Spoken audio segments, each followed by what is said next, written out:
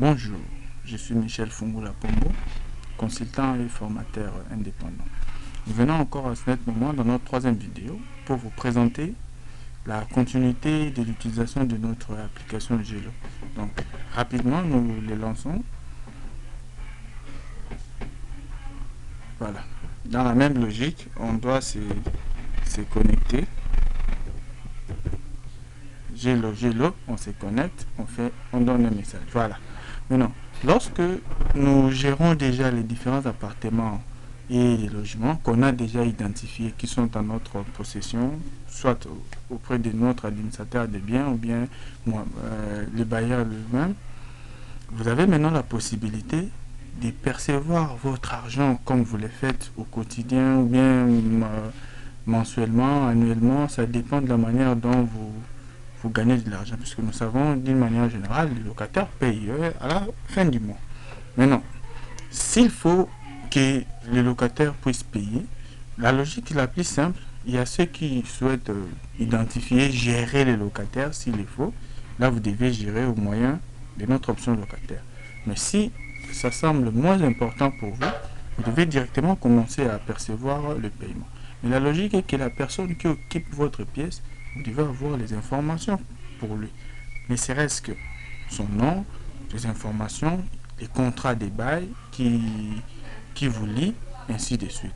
Prenons le cas, en ce net moment, je viens sur locataire. J'ouvre. Si un locataire souhaite occuper un appartement qui est lié dans mes immobiliers, donc j'ai la possibilité d'enregistrer ces informations. Donc, la première des choses à faire, c'est de les identifier. Je prends le cas, il y a un nouveau locataire, je dirais par exemple son nom c'est je dirais Tubasu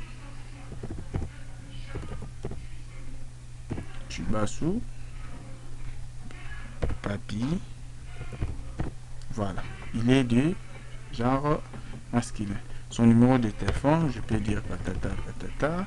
La date qu'il est entré, c'est-à-dire la date où il commence à occuper ma maison. Je peux dire par exemple, il commence à occuper à partir du 27. Voilà. Maintenant, la date est sortie. En ce moment, je ne pourrais pas encore préciser puisque je ne sais pas à quel jour qu'il pourrait sortir. Maintenant, l'appartement qu'il occupe, si j'ouvre, j'ai la possibilité de voir la liste de tous les appartements confondus. C'est à moi maintenant d'aller identifier s'il veut occuper quelle maison. Je peux dire, voilà, il veut occuper par exemple l'immeuble Pombo. Je clique là-bas. Quand il occupe l'immeuble Pombo, l'appartement 1 qui se trouve dans l'immeuble Pombo, les contrats des bails.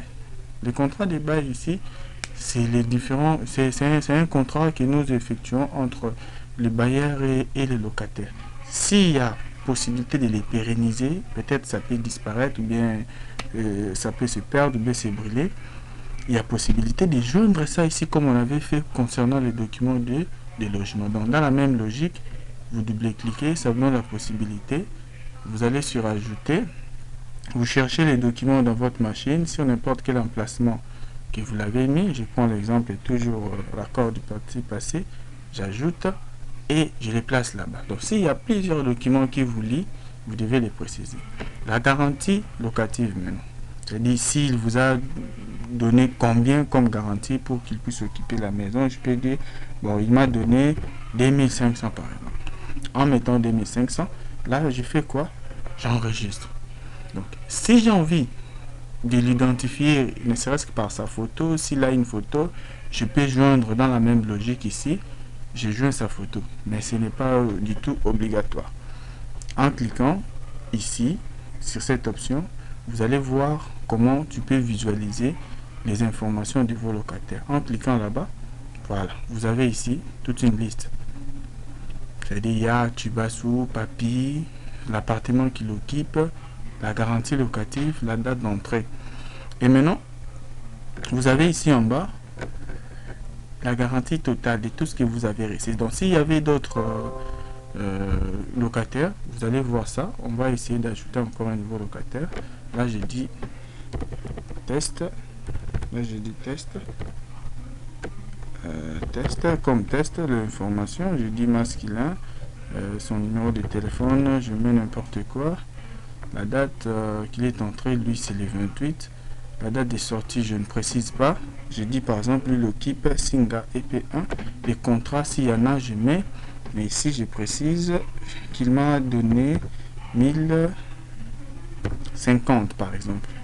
J'enregistre. Si je peux actualiser ou bien je viens directement ici. Voilà. Donc, ça, dans la logique, celui-ci m'a donné 2500, l'autre 1050 dollars. Et au total, j'ai ici 3550 dollars. Donc, ça s'est fait d'une manière automatique. Et je viens, je ferme. Donc, la logique est que vous puissiez gérer vos locataires si cela est important. Mais lorsqu'il n'est pas important, vous passez directement au niveau de paiement. C'est-à-dire les paiements, vous allez vous attendre sur base de votre contrat que vous avez effectué. Si c'est par mois, à telle date, vous venez ou bien la date qu'il souhaite payer, il n'y a pas de problème. Si je viens ici en cliquant sur paiement, j'ai aussi un formulaire qui me donne la possibilité d'enregistrer les différentes informations qui concernent le locataire lorsqu'il souhaite venir payer les frais. Donc, dans ce formulaire ici, dans cette partie en haut, ça nous donne la possibilité d'enregistrer quelques informations lorsque le locataire vient payer. La première des choses à faire, c'est de vous placer au niveau du montant. C'est-à-dire vous êtes convenu que le montant, la personne paye autant. Si c'était 250 par exemple, voilà, 250.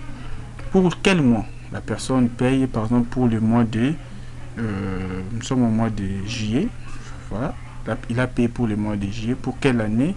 Pour l'année 2020. La date qu'il a effectué ces paiements-là, je peux dire par exemple, c'est aujourd'hui. Là, c'est pour les précisions. Maintenant, l'appartement à payer, il paye quel appartement? C'est ici, ça s'est fait d'une manière automatique. Vous ouvrez, vous allez répertorier. Je sais que monsieur là qui vient de payer, qui occupe, il loue cet appartement, immeuble P01. Voilà, je le précise.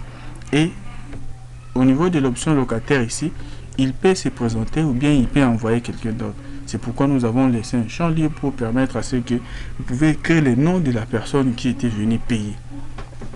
Sur base de ça, vous devez écrire tout simplement le nom de la personne. Je peux dire Michel Fungola. Voilà, c'est-à-dire c'est lui qui vient normalement payer. Ok. Si je dis j'enregistre, là le paiement est effectué. Nous prenons encore le cas, il vient encore payer pour le mois de juillet par exemple. Nouveau, je clique encore, il a payé pour le mois de juillet. C'est quelle année? C'est l'année 2020. Quelle date? Je précise encore. Souvent il paye les 28, mais il peut payer même le 1er juillet, il n'y a pas de problème.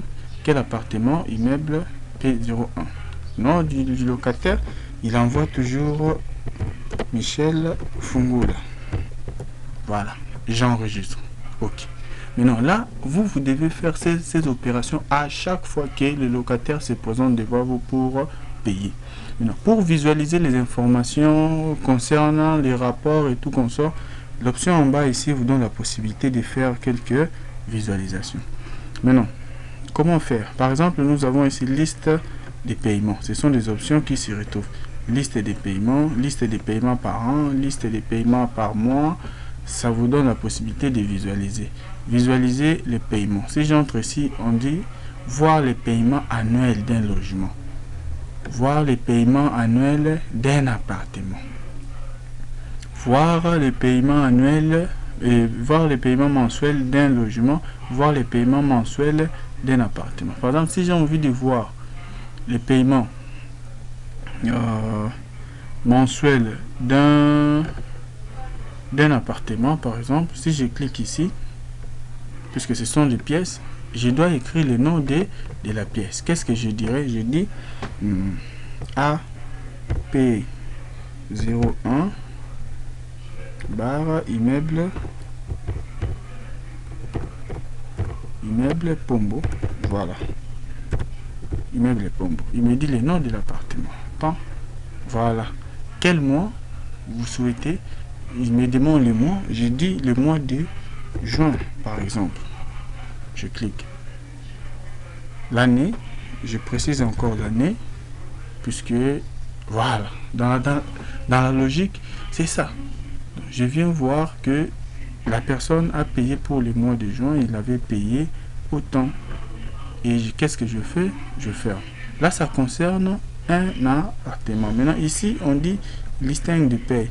Je dis liste des paiements. Si je clique ici, dans la liste des paiements, je suis en train de voir d'une manière automatique les différents paiements qui ont été effectués au cours, par exemple, du mois de juin, février, bien au cours de l'année. Je suis en train déjà de voir ça. Qu'est-ce que j'ai déjà gagné? Entre commençant du mois de janvier, février, mars, je suis en train de voir ça ici progressivement. Quand les années, les mois, les jours passent, je peux voir ça. Et vous avez encore, si on dit liste de paiements par an, là il faudra déterminer juste l'année, liste de paiements par mois. Si je clique ici, ça me demande les mois. Par exemple, si je dis, je vais juste voir les paiements pour le mois de juin. En cliquant ici, bon, il me précise encore l'année. Je mets l'année en validant par OK. Voilà, il me dit pour le mois de juin, voici les différents paiements. C'est-à-dire qu'il n'y a qu'un seul locataire qui a payé et la totalité, vous verrez ça ici. Donc la logique, elle est trop simple. Là, ça concerne les différents paiements lorsque vous avez besoin de gérer les paiements. Et s'il faut peut-être modifier et tout consort, là, ça nous concerne. Plus tard, nous allons voir comment est-ce que on peut harmoniser, gérer les différentes dettes, c'est-à-dire si la personne payée pas les sommes totales de la pièce, comment est-ce qu'on peut gérer ça. Nous allons voir ça dans les volatilités quand on va concevoir l'application. Donc voilà, en fait, c'est ça la logique de notre application. Donc vous gérez vos locataires, vous gérez les différents paiements qui peuvent être effectués, et s'il faut générer les rapports, nous allons voir ça un peu plus tard. Et dès que vous finissez, vous devez quitter ici. En bref, ou soit en conclusion de notre vidéo, nous venons de voir comment enregistrer, gérer en fait vos locataires si vous les souhaitez, en enregistrant quelques informations concernant dessus, et surtout vos contrats de bail, vous les sauvegardez dans l'application. Au-delà de ça, vous avez la possibilité de gérer les différents paiements mensuels que les locataires viennent vous donner comme argent à la fin de chaque mois, et vous avez la possibilité de voir les rapports d'une manière automatique, des calculs et tout consort comme vous voulez. Nous vous disons merci pour l'attention. On se voit à la prochaine vidéo. Merci.